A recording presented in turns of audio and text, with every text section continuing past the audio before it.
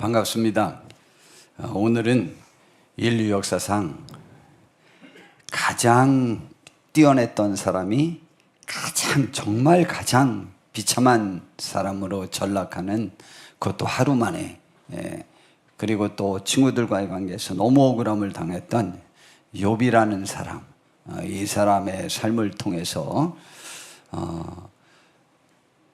상황과 여건이 감정의 이유가 된다면 사탄이 자기 편이라고 좋아한다는 제목으로, 그럼에도 불구하고 그의 감정과 마음이 현재의 상황에 의해서 하나님에 대하여 높이다가 낮추다가 전혀 변화가 없이 일관된 모습을 보여가지고 그가 이후로 2배나 더 회복하고 승리하는 그 모습을 보면서 감사가 우리들에게 미치는 영향력, 그리고 불평과 원망이 사탄을 얼마나 좋게 하고 하나님의 마음을 아프게 하는 일인지, 그리고 불평과 원망은 우리의 삶을 조금도 진전시킬 수 없고 감사가 진전시킬 수 있다는 사실을 깨닫게 되는 복된 시간이 되기 위하여 귀한 말씀을 제가 열심히 준비했으니까 우리 말씀 들으시면서 은혜 받고 그러한 욥 같은 태도로 살아서 우리들의 삶이 지금보다 더 많이 회복되어지는 축복을 받는 그러한 길을 마련하는 마음의 다짐을 하는 축복된 시간 되길 바랍니다.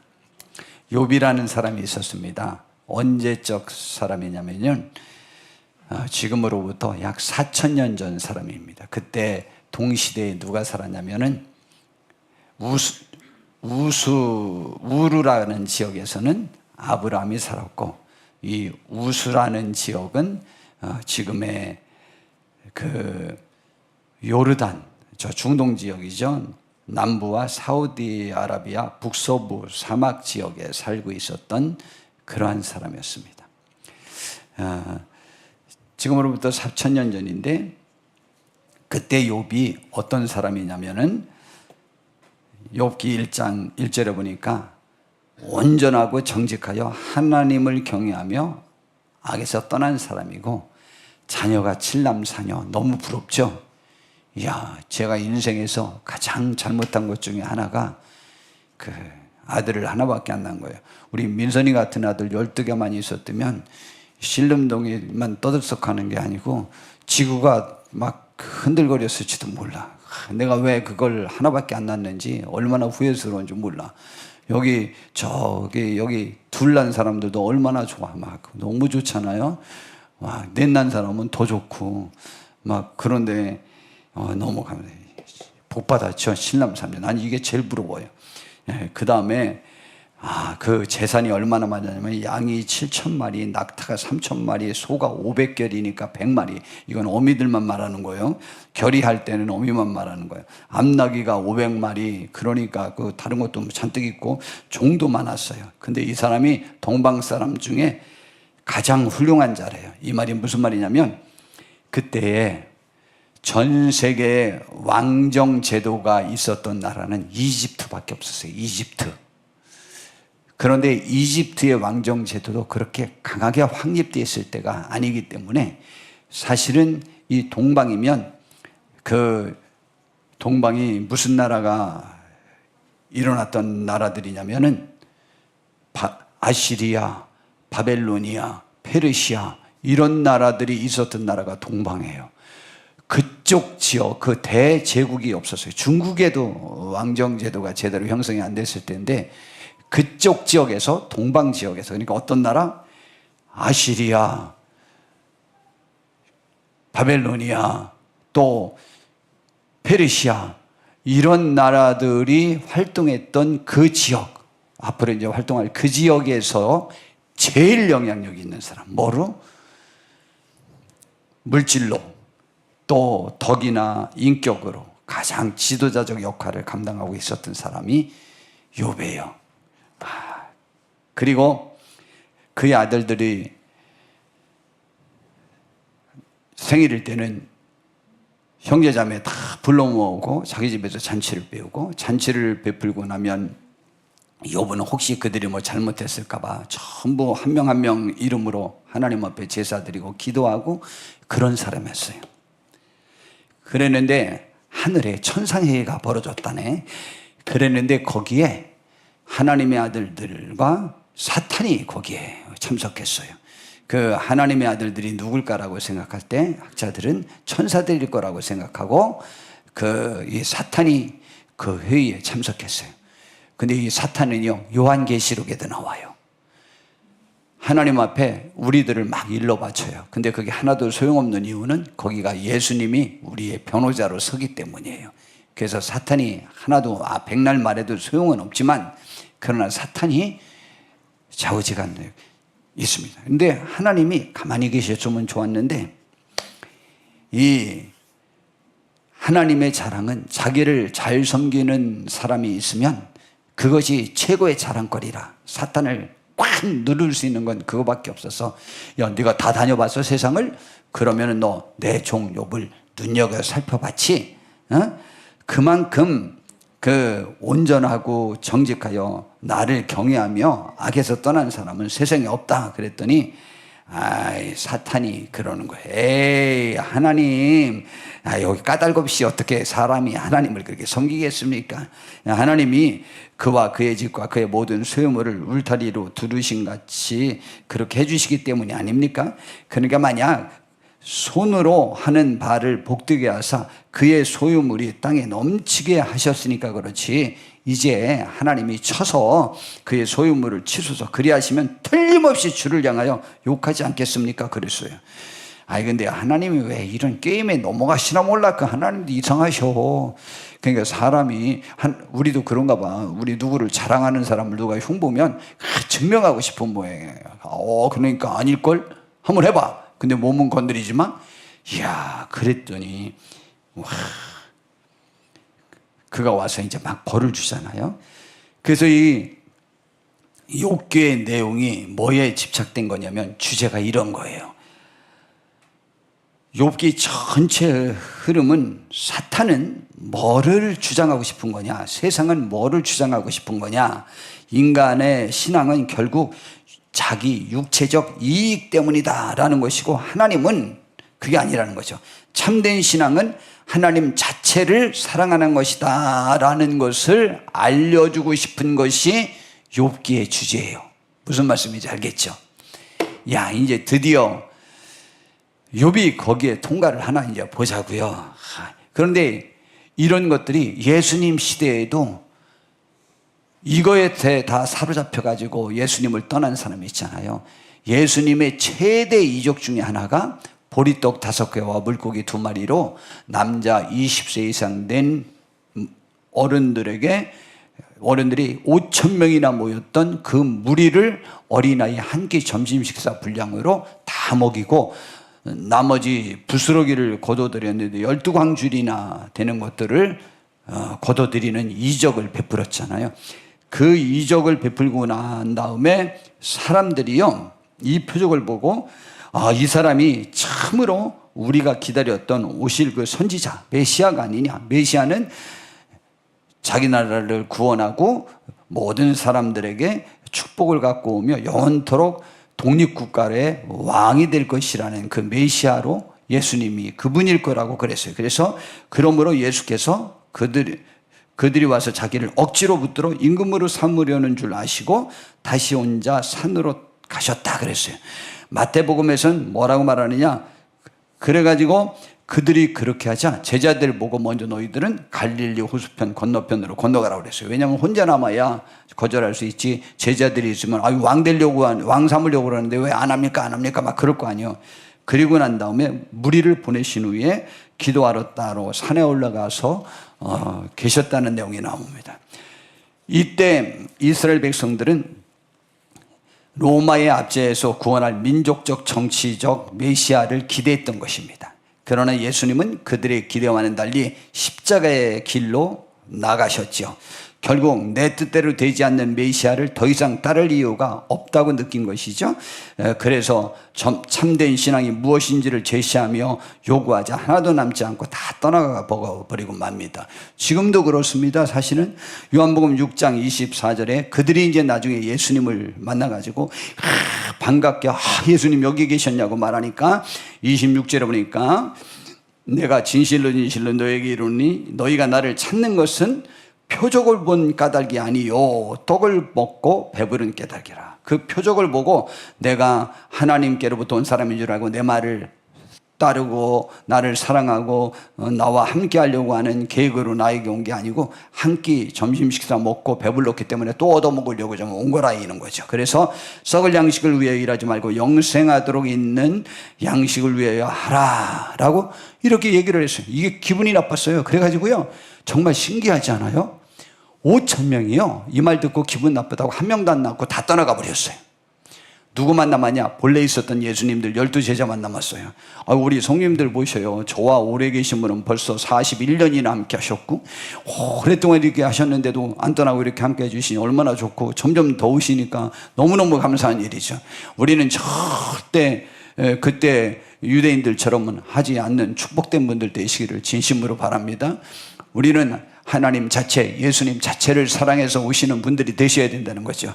육계에서 말하려고 하는 것은 육체적 이해관계가 아니고 그 이익이 아니고 하나님 자체를 찾고 하나님을 사랑하는 해야 된다라고 하는 것을 말해주는 거라고 그랬잖아요. 그러자 사탄이 이제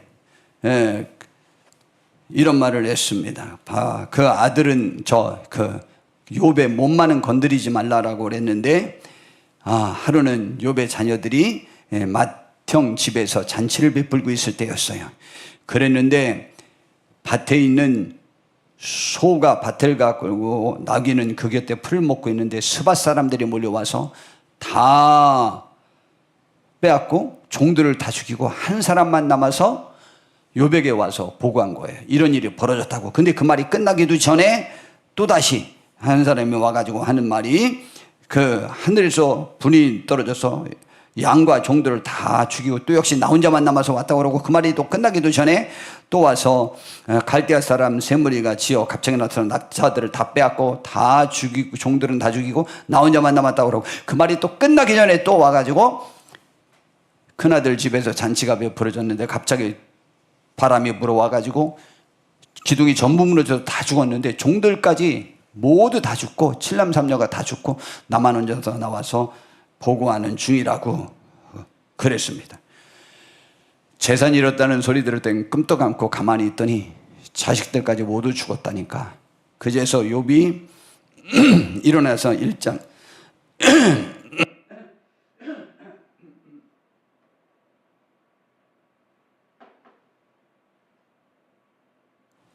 1장 20절에 보니까 욥이 일어나 겉옷을 찢고 머리털을 밀고 땅에 엎드려 뭐 했어요? 예배했어요. 하나님 앞에. 하나님 앞에 예배를 했어요. 아니 그때 하나님 앞에 예배할 상황이냐고. 그리고 내가 어머니 몸에서 모태에서 알몸으로 나왔으니까 또한 알몸이 그리로 돌아갈 거다. 주신 이도 하나님이고 거두신 이도 여호와시니까 여호와의 이름이 찬송받을지어다 하고 하나님 앞에 찬양하고 하나님을 높이고 하나님 앞에 감사했어요.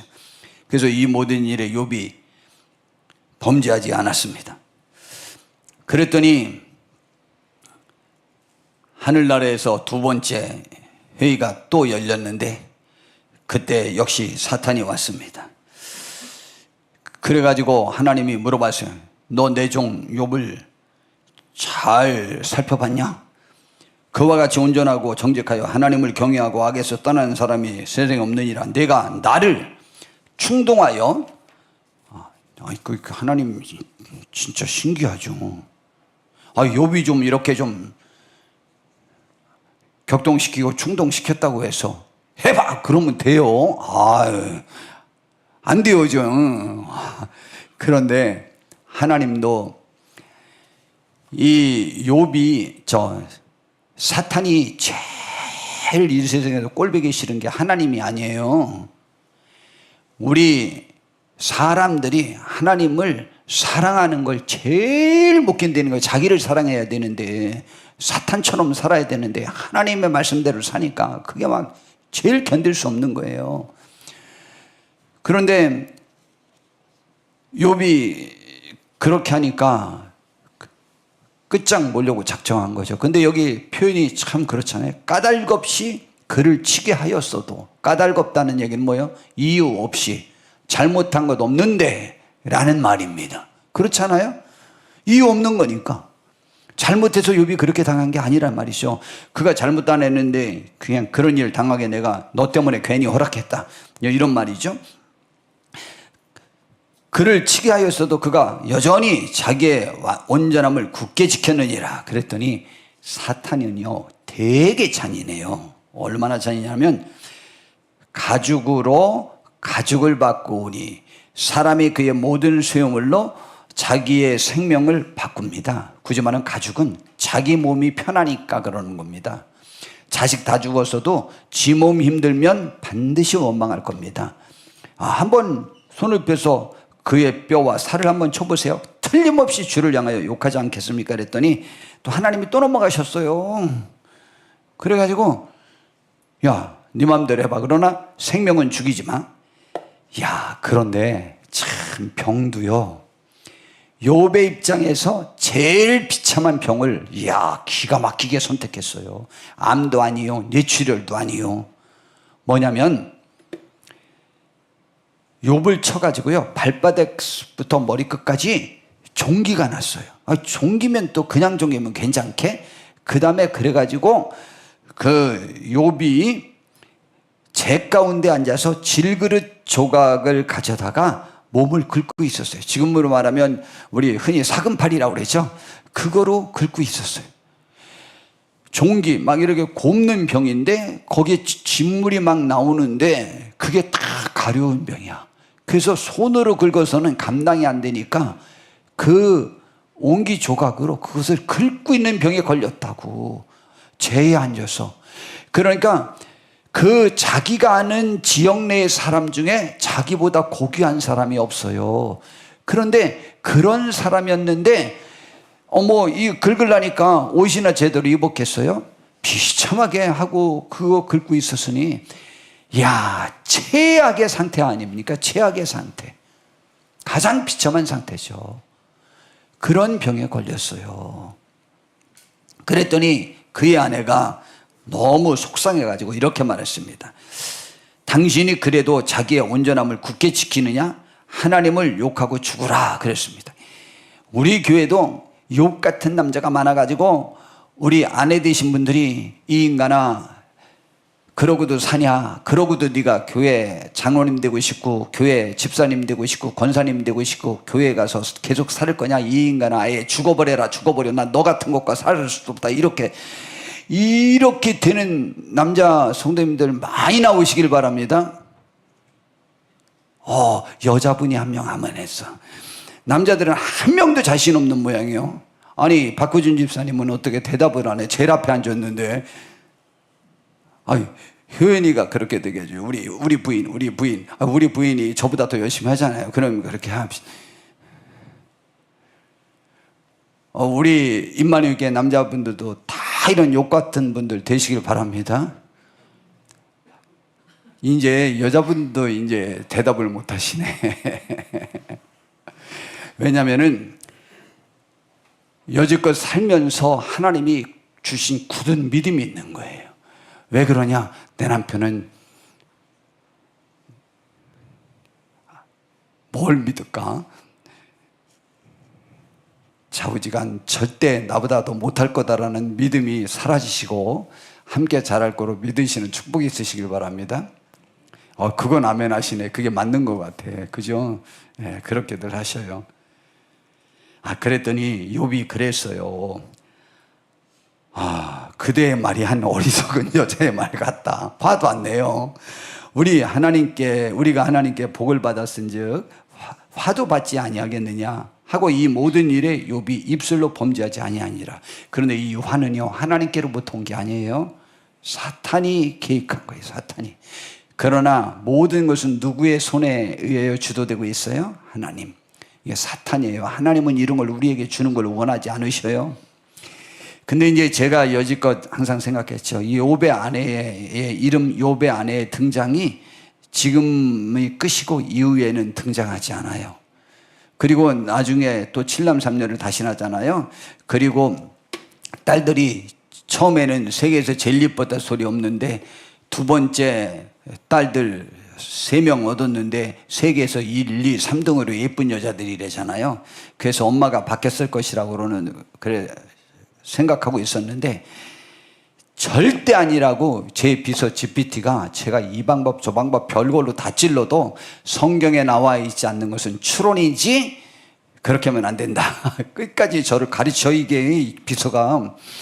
그리고 또 여러 학자들의 이론을 전부 제가 그럼 다른 학자들의 이론을 소개해달라고 그랬더니 그래서 자기 말로 답변 안 하고 전부 소개하면서 자기가 이거에 근거해서 하는 거다 막 이러면서 따져가지고 제가 설복당했어요. 그러고 보니까 없는 내용을 추론을 사실이라 말하면 안 될 것 같다라는 생각을 제가 가졌어요. 그러면은 왜 본래의 아내였을 것이냐라는 것에 대한 이론을 제가 좀 한번 펴볼게요. 근데 참 은혜가 돼요. 왜냐하면 그녀는 단순한 방관자가 아니라 10자녀를 모두 잃고 가정의 모든 재산을 잃었고 남편이 죽어가는 병에 걸린 상황을 보며 완전히 절방 상태에 있었던 사람입니다. 따라서 하나님을 욕하고 죽으라는 말은 신학적 주장이라기보다는 절망 속에서 나오는 감정적 외침으로 이해하는 것이 자연스럽다. 아주 정의 좋죠. 그리고 욥기 초반에는 의도적으로 3가지 반응을 표현하고 있는데 사탄은 하나님을 비난하는 존재로, 아내는 절명 속에서 낙심하는 인간 반응으로, 욥은 끝까지 하나님을 붙드는 믿음의 사람으로 말입니다. 즉 아내는 사탄 편 인물이 아니라 고통 속에서 흔들리는 인간을 대표하는 장면적 인물이라는 것입니다. 뿐만 아니고 고난 때 흔들렸던 사람도 하나님의 회복 속에서 다시 은혜의 삶에 참여한다는 은혜의 이야기로 이 욥기의 구조가 되기 때문입니다. 그러면서 저한테 말하잖아요. 목사님, 사실 많은 설교자들이 여기서 매우 중요한 목회적 명찰을 통찰을 말합니다. 이렇게 저를 설득하는 거예요. 믿음은 약한 배우자를 하나님은 버리지 않으신다. 고난 속에서 한 사람은 강하고 한 사람은 무너질 수 있지만 하나님은 가정을 함께 회복시킨다는 메시지입니다. 훨씬 성경적인 것 같으죠? 예, 아주 이 비서 훌륭해. 제가 별말로 다 해도 절대 동의 안 해. 우리는 이 기계보다는 더 믿음이 굳건하기를 진심으로 바랍니다. 그래서 욥의 회복 서술이 가정 전체의 회복 구조를 이루고 있기 때문에 낙심했던 아내도 하나님의 회복에 참여했음을 보여주려는 의도입니다. 특히 칼빈은 아내의 말은 사탄의 도구처럼 사용되었지만 그녀 자체가 악인이 아니며 고통 속에서 흔들린 인간일 뿐이라고 설명합니다. 라고 말합니다. 한 명이 흔들려도 한 명으로 인하여 회복될 수 있다네요. 우리 가정도 그럴 것입니다. 그러한 축복들 다 누리시는 저와 우리 가정 되시기를 진심으로 바랍니다. 어느 때는 자녀 때문에도 그렇게 되는 경우가 얼마나 많은지 모릅니다. 어느 때는 아내 때문에, 어느 때는 간혹이지만 남편 때문에 이런 축복을 받아요. 그렇게 했는데 성경에 보니까 남편들이 훌륭한 사람들이 오히려 더 많잖아요. 그러니까 우리 한번 그렇게 좀 해봅시다. 그 다음에 이 모든 것보다 사탄의 책략에 의한 그런 것보다 또 아내로 인한 그런 것보다 이제 더 큰 어려움이 욥에게 닥칩니다. 여러분, 중요한 이야기를 많이 이야기할까요? 중요하지 않은 것을 더 시간을 더 많이 할애해서 지면을 많이 할애해서 더 많이 이야기할까요? 중요한 것을 말하려고 하는 것을 더 많이 할애하는 것입니다. 근데 욥기가 42장까지 있는데 요 이야기는 42장까지 있는데 2장 중간까지만 이 이야기가 끝납니다. 그리고 42장은 결말인데 결말까지 포함해서 전부 무슨 얘기냐면 그의 친구들과의 대화 이야기입니다. 그렇다면 그 친구들이 욥을 공격하는 그 내용이 하나님이 제일 관심 갖고 있는 부분이라는 것을 알 수 있습니다. 그렇지 않습니까? 그러면 그것이 왜 그렇게 중요한 것이고 그 내용이 왜 그렇게 기냐라는 거예요. 그때 그 욥은 그 세 친구들이 자기에게 찾아와서 위로한납시고 한 말들이 있습니다. 그들은 세 친구의 공통적인 견해가 인과응보의 논리, 굳이 말하면 사람이 벌을 받는 것은 죄를 졌기 때문이다라는 것을 욥에게 끊임없이 적용을 하고 괴롭힙니다. 그 중에 엘리바스라는 사람이 제일 연장자고 그중 제일 온화하게 얘기했지만 그의 얘기가 이런 얘기입니다.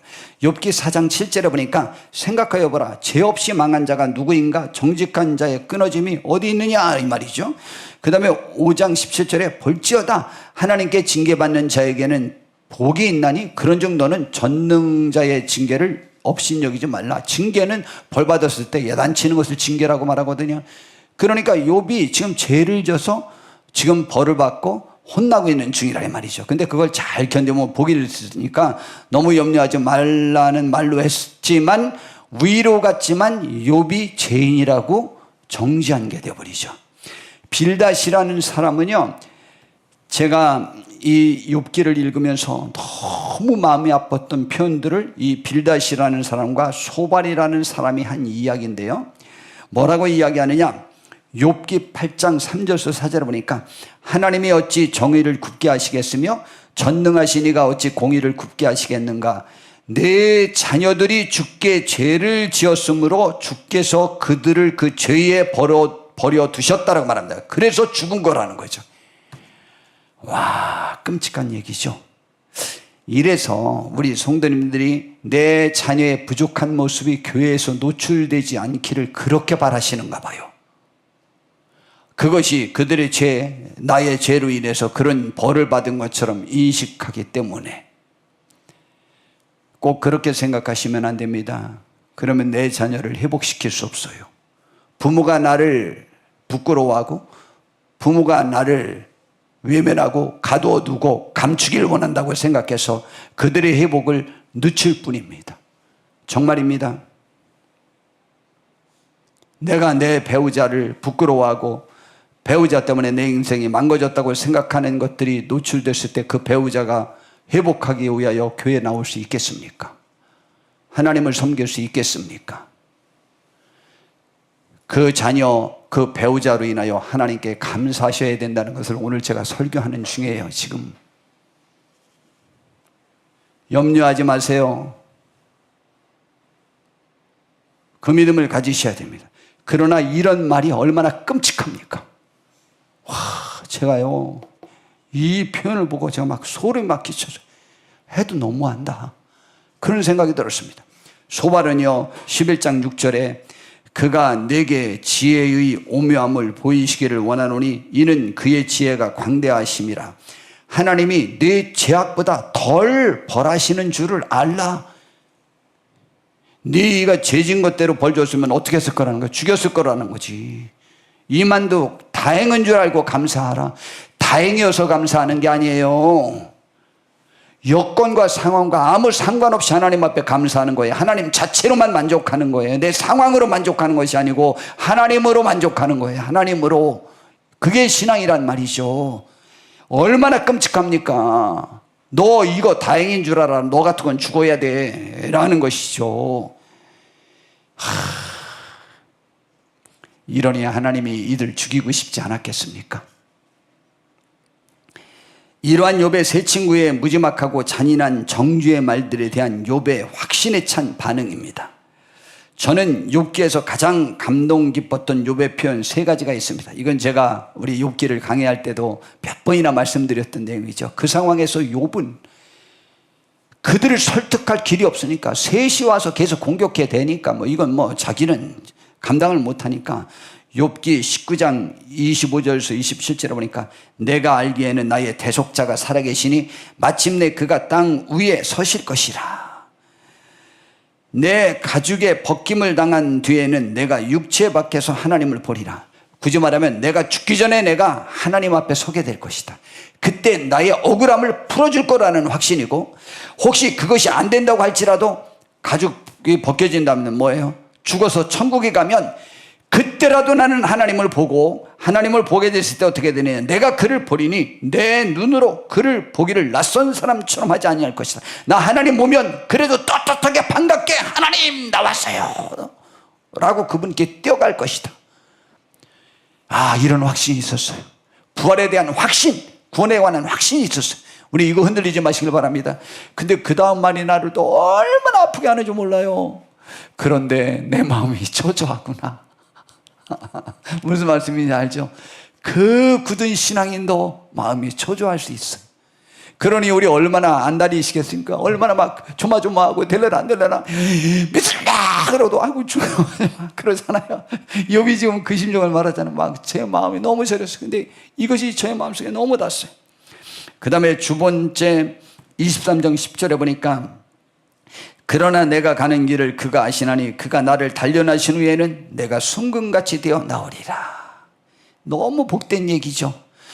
자기가 하나님이 보실 때 가장 완전한 사람이라는데 그래도 좀 불순물이 있었다고 생각하고 내가 더 나은 신앙으로 나아갈 것이라는 확신입니다. 근데 저는 이 욥 같은 말 못한다고 그랬죠. 저는 제가 뭘 다 통과한다고 할지라도 주님 만나기 전까지 저는 순금으로 못 나설 것 같아요. 그래도 또 저는 또 믿음이 있습니다. 또 뻔뻔하죠. 주님이 날 받아주실 것이라는 것을 믿고 있습니다. 욥의 신앙이에요. 그것을 견디는 거예요 지금. 그리고 욥기 42장 5절서 6절에 이제 하나님이 나타나서 욥을 막 야단칩니다. 네가 뭘 그렇게 다 한다고 그렇게 자꾸 그냥 말을 많이 늘어놓냐, 욥한테 그러시면서 하신 말씀이에요. 야단치고 그리고 깨닫게 해주셨더니 욥이 그때 고백하는 말이에요. 42장 이제 끝장입니다. 그때 이렇게 말합니다. 5절에 보니까 내가 죽게 대하여 귀로 듣기만 하여 싸우나 이제 눈으로 주를 배움나이다. 그러므로 내가 스스로 거두어드리고 티끌과 재 가운데서 회개하나이다. 이제 회복되는 상태예요. 여러분, 오히려 환난을 통하여 주님을 직접 만날 수 있는 기회를 잡았어요. 여러분, 어렵지 않았더라면 주님께 나와서 기도해서 부르짖으면서 주님의 사랑을 깨달을 기회가 주어졌겠습니까? 그렇잖아요. 우리 힘들 때 주님 만나는 거예요. 더 깊이 만나는 거예요. 더 사랑을 깨닫는 거예요. 그때 우리는 주님의 손을 꼭 잡으시길 바랍니다. 그리고 이제 놓치지 말고, 우리 매번 그래도 놓쳐요. 근데 주님이 손잡고 걸어가 주셔요. 우리 그런 승리 다 이루시기를 진심으로 바랍니다. 욥이 이제 회복이 됩니다. 첫 번째, 이제 조금 전에 위에 말씀드린 것이 이제 자기가 회개를 합니다. 이제 7절부터 42장 7절부터 이제 하나님이 드디어 이제 심판을 하십니다. 욥의 친구들의 말이 옳았나? 욥의 말이 옳았나? 욥이 정말 자기가 주장하는 대로 난 억울한 것이 진짜 억울한 거냐? 아니면 욥의 친구들처럼 하나님이 더 벌 줘도 마땅한데 봐준 거다. 그 말이 맞냐? 뭐가 맞냐면 자녀들이 죽은 것이 그들이 몰래 지은 죄 때문에 전부 죽은 것이라는 말이 맞냐? 지금 하나님이 와서 판결을 내리는 거예요. 이 판결이 얼마나 무서운지 알아요? 한번 봅시다. 여호와께서 욥에게 이 말씀을 하신 후에 대만 사람 엘리바스에게 이르시되 내가 너와 네 두 친구에게 노하노니, 지금 욥에게 노한다고 안 했습니다. 노하노니 이는 너희가 나를 가리켜 말한 것이, 욥을 말할 때는 내 종 욥, 다 이렇게 되길 바랍니다.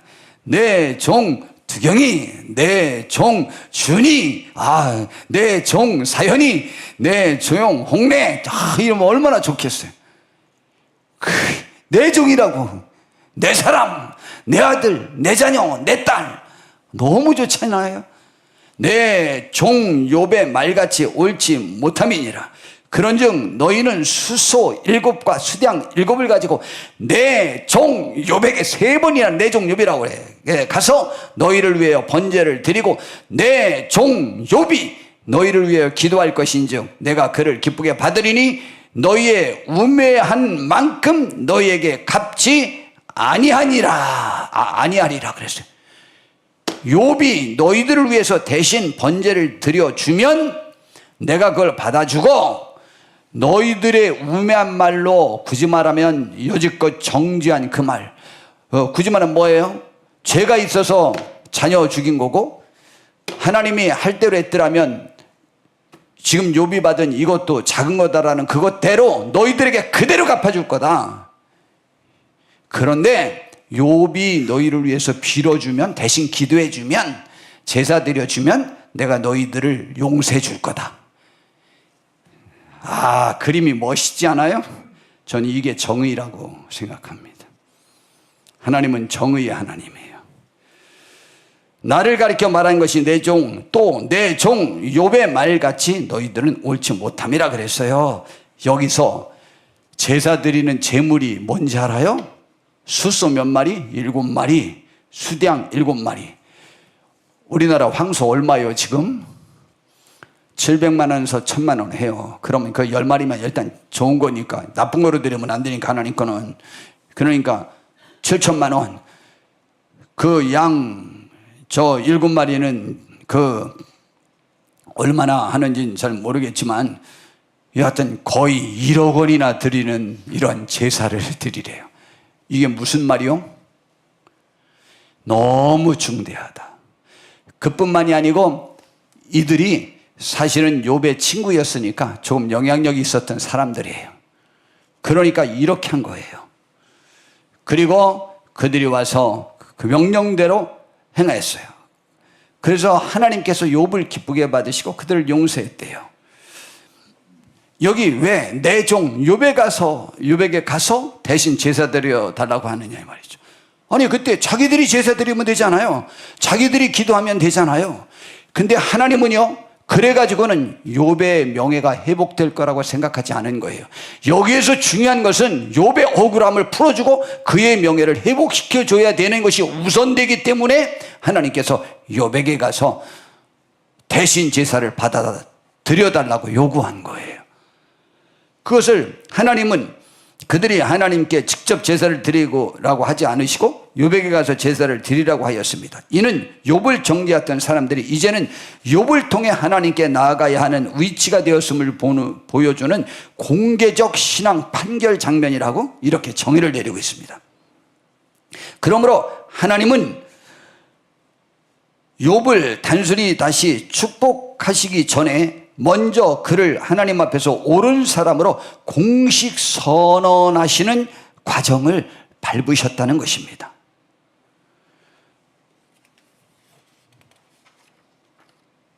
그러면 하나님께서는 왜 친구들에게 그렇게까지 요구하셨을까요? 저와 내 비서와 공동작품입니다. 하나님이 욥을 의로운 중보자로 세우신 이유는 세 친구는 욥을 정죄하기 위하여 하나님의 이름을 팔아 말을 하였습니다. 그러므로 직접적으로 하나님을 원망하거나 불평하지는 않았지만 자신들이 지금까지 욥보다 더 출세하지 못했고 하나님 앞에서 더 쓰임받지 못했고 더 의롭지 못했던 상황을 역전시킬 기회라도 잡듯이 위로와 충고라는 구실로 하나님의 뜻인 양 하나님이 인정하는 의인 욥을 정죄함으로 하나님의 뜻을 흐렸기 때문에 하나님의 진노를 받은 것입니다. 그 결과 하나님이 인정하신 의로운 사람 욥을 통해 중보를 받아야 하는 위치에 놓이게 되었습니다. 그래서 세 친구는 직접 하나님을 원망하지는 않았지만 잘못된 시기심과 이론으로 의인을 정죄함으로 하나님의 뜻을 흐렸기 때문에 하나님께 진노를 받았으며 그 결과 하나님이 인정하신 의로운 사람 욥을 통해 중보를 받아야 하는 위치에 놓이게 됩니다. 그러니까 사탄은 욥을 직접 공격했지만 세 친구는 하나님을 말하면서 욥을 공격했습니다. 그래서 많은 신학자들은 욥기에 가장 위험한 시험을 고난 자체가 아니라 하나님의 이름으로 들려오는 잘못된 신학이라고 설명합니다. 놀라운 사실이죠. 이스라엘 광야 40년 동안에 그 60만 명이 다 죽은 이유가 그들이 한 번도 하나님을 원망하거나 하나님에게 불평하거나 하지 않았습니다. 다 모세를 비난했습니다. 모세보다 그들이 옳았습니다. 예수님 시대의 이스라엘 백성, 유대 백성들 결국은 600만 명이나 죽고 또 예수님이 돌아가신 후에 40년 후에 유다가 완전히 망해서 나라 없는 민족으로 1900년 동안이나 세계를 방황하는 그러한 저주를 받은 그 이유는 그들이 하나님을 예수님 시대에 한 번도 비난한 적이 없습니다. 말로 원망한 적이 없습니다. 그러나 하나님의 이름으로 하나님의 사람을 죽였습니다. 놀랍죠? 하나님께는 직접 안 했어요. 감히 못했어요. 그리고 그들은 100%가 다 군중이었습니다. 혼자는 절대 못해요. 그게 악인의 특질입니다. 무리가 있어야 돼. 3명이 왔으니까 그렇지, 그 친구가 1명이 와서 욥을 위문했더라면, 병문안 왔더라면 절대 그렇게 못합니다. 3이 왔기 때문입니다.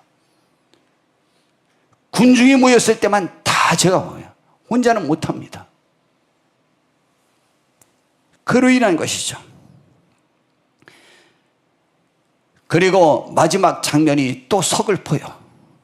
제가 보기엔 서글퍼요. 너무 좋지만 행복하지만 서글퍼요.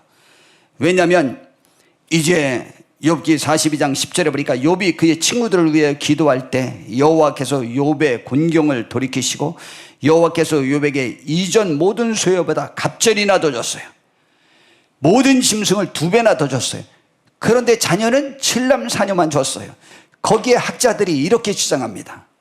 먼저 죽었던 7남 3녀도 사실은 욥의 자녀다. 그들은 천국에 가서 하나님의 자녀가 되었기 때문이다. 하나님의 품에 있기 때문이다. 그리고 이 땅에 있는 다시 난 자녀들도 그들은 뭐 더 훌륭하죠.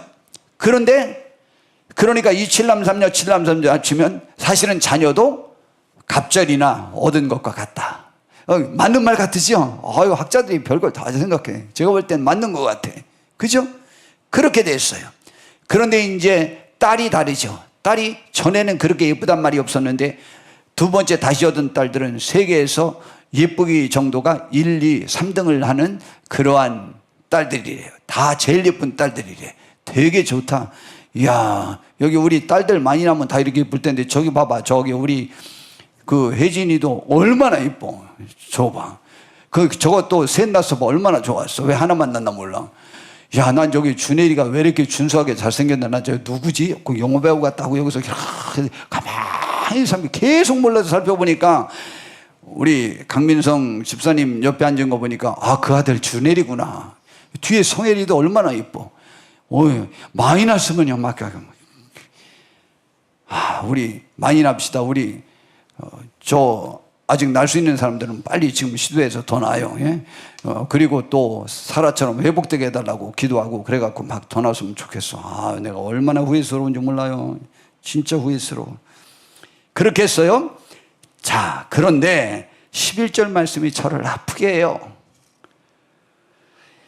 이에 그의 모든 형제와 자매와 이전에 알던 이들이 다 와서 그의 집에서 그와 함께 음식을 먹고 여호와께서 그에게 내리신 모든 재앙에 관하여 그를 위하여 슬퍼하며 위로하고 각각 퀘시타 하나씩, 퀘시타는 은전을 말해요. 금고리 하나씩을 주었더라. 아니, 나 그 형제 자매가 있는 줄 제대로 몰랐네. 이들이 아마 욥이 고난받을 때 이집트로 이민 갔었나 봐. 그래서 소식을 못 듣고 잘 되고 나니까 소식이 들려서 지금 돌아와서 위로했는 건가 봐봐. 내가 정말 미쳐. 그 이웃들 잘 알고 있었던 사람들 그때 아마 미리 김새가 찾았나 하늘에서 불이 내릴 걸 알아가지고 아마 다 왜 불이 내리려는 줄은 모르고 저 피신해서 저기 어디인가 중국에 가서 살다가 돌아왔나 봐. 이제 사랑이 뭐냐? 즐거워하는 자들과 함께 즐거워하고 우는 자들과 함께 우는 것이 사랑이라고 했어요. 여러분, 우리는 두 상황 속에 다 있길 바랍니다. 남의 안 됐을 때도 위로하기 위해서 가서 아파해 주시고, 남이 잘 돼도 자존심 상해서 가서 축하하면 어떡했나, 그 자리 못 있겠다 하지 말고 가서 축하해 주시고, 꼭 그러는 저와 우리 모든 성도님들 됩시다. 나 근데 이 장면이 왜 이렇게 오늘은 설교 준비하면서 슬픈지 몰라. 성경에도 그랬잖아요. 우리가 가난하고 어려우면 친척들이 형제자매가 다 도망간다고.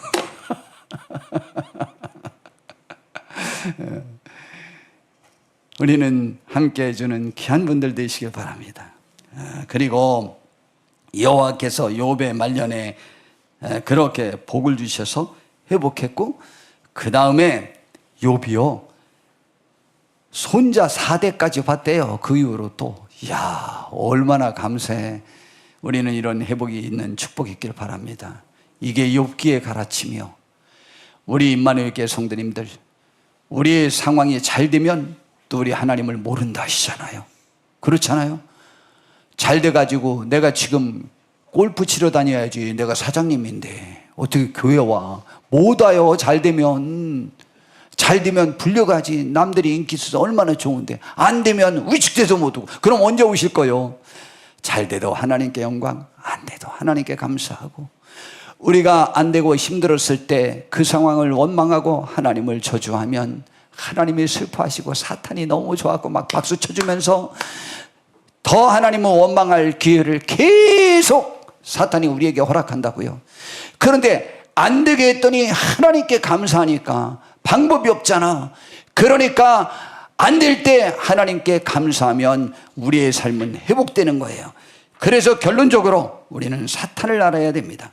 베드로전서 5장 8절에 보니까 근신하라, 깨어라, 너희 마귀 대적 마귀가 우는 사자같이 두루다니며 삼킬 자를 지금도 찾고 있는데, 사탄과 예수님의 차이가 뭐냐? 요한복음 10장 10절에 보니까 도둑이 오는 것은 도둑질하고 죽이고 멸망시키려는 것뿐이에요. 여기 도둑은 사탄을 말하는 것이고, 내가 온 것은, 예수님이 오신 것은 양으로, 우리로 하여금 생명을 얻게 하고 더 풍성히 얻게 하려는 것이라고 했습니다. 그러니 우리는 예수님께 붙어 있으셔야 돼요. 그러면 생명을 얻게 하고 더 풍성히 얻게 되고, 우리 상황과 여건이 이유가 된다면 사탄이 자기 편이라고 좋아하니까, 그뿐만이 아니고 우리의 상황을 반전시킬 방법은 하나님의 선한 섭리를 이해하시고 욥처럼 감사하는 마음으로 승리하시길 바랍니다. 시편도 우리에게 경고하잖아요. 지난주에도 말씀드렸잖아요. 81편 15절에 여호와를 미워하는 자는, 이 미워한다는 말이 원망한다, 불평한다, 싫어하는 사람은 그에게 복종하는 채 할지라도, 신앙이 있는 채 할지라도 그들의 시대는 영원히 계속되리라. 그들의 시대는 뭐요? 안 되고 어려운 상황이 계속될 거라는 것이요. 그건 반전시킬 것은요, 그 상황에서라도 감사를 깨닫고 기도를 쉬지 아니하면 욥처럼 배나 회복되리라, 이 말이에요. 우리 빨리 우리의 상황을 반전시킬 수 있는 축복이 풍성히 많은 우리 임마누엘 교회 성도님들 다 되시기를 진심으로 바랍니다. 기도하겠습니다. 하나님, 오늘 이 시간 우리가 이렇게 하나님께 나와 하나님께 예배하며 귀한 말씀을 듣고 깨달았습니다. 사탄이 우리를 넘어뜨리려고 한다 할지라도 우리는 감사하며 오히려 반전시키는 기회로 삼게 주시옵소서. 예수님의 이름으로